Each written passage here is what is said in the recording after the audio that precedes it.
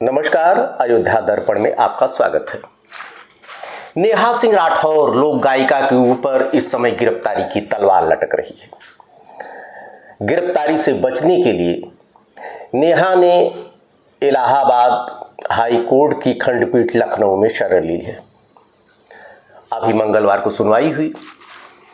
नेहा सिंह राठौर की दलील है उनके वकीलों की कि संविधान के अनुच्छेद 19 के तहत हमको अभिव्यक्ति की स्वतंत्रता है, हम अपनी बात रख सकते हैं, अपनी बात कह सकते हैं। चूंकि ये सरकार दुर्भावना के तहत हमारे ऊपर काम कर रही है, हमारे ऊपर जो FIR दर्ज हो रही।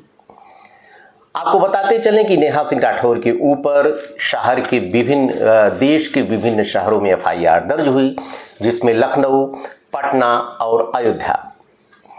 लखनऊ में अभय सिंह निर्भीक कवि के द्वारा दर्ज की गई, अयोध्या में शिवेंद्र सिंह ब्लॉक प्रमुख संघ के अध्यक्ष जो थे उनके द्वारा दर्ज हुई, मार्तंड प्रताप सिंह वरिष्ठ अधिवक्ता के माध्यम से कराए। इन सब की सुनवाई चल रही है।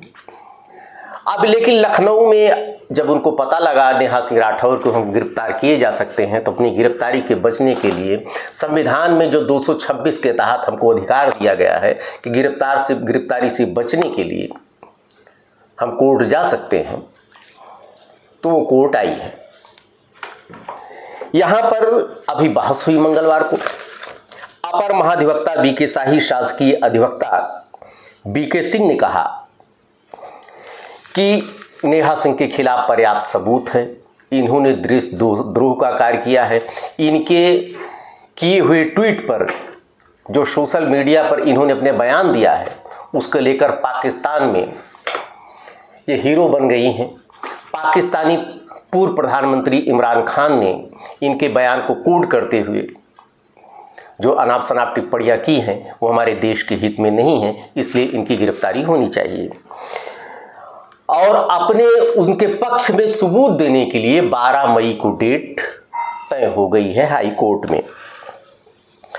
आर्टिकल 19 के तहत स्वतंत्रता जरूर है, ऐसा BK सिंह साहब का कहना है कि स्वतंत्रता है, लेकिन राष्ट्र के द्रोह, जहां पर राष्ट्र सबसे पहले है, अपने राष्ट्र के खिलाफ जो खतरा हो जाए, अपने समाज के खिलाफ जो खतरा हो जाए, ऐसी परिस्थिति में आपको अभिव्यक्ति की स्वतंत्रता नहीं है, आपके ऊपर कार्रवाई होनी चाहिए।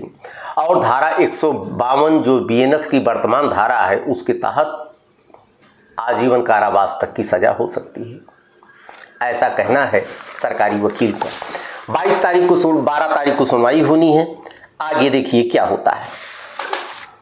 आपको बताते चले कि अभी कुछ दिन पूर्व नेहा सिंह राठौर ने एक बयान दिया था कि उनकी ICICI अकाउंट में मात्र 519 रुपये ही है। 500 रुपये मैं तबले वाले को दूंगी, 19 रुपये मैं वकील में कहाँ से करूं, कोई हमारे लिए वकील मुहैया करा दे। और उसके कुछ दिन बाद वो कपिल सिब्बल के साथ उनकी तस्वीर नजर आ गई। इतने बड़े वकील के लिए आखिर उनको कानूनी लड़ाई के लिए पैसा कहाँ से आया? पता चल रहा है कि पूर्व मंत्री अखिलेश यादव ने कपिल सिब्बल को उनके लिए मुहैया कराया था। जो बयान दिया था नेहा सिंह राठौर ने, उन्होंने सीधे मोदी के ऊपर प्रहार किया था, देश के प्रधानमंत्री के ऊपर, और कहा था कि बिहार में चुनावों का लाभ लेने के लिए मोदी जी ने इस तरह के कृत्य करवाए हैं।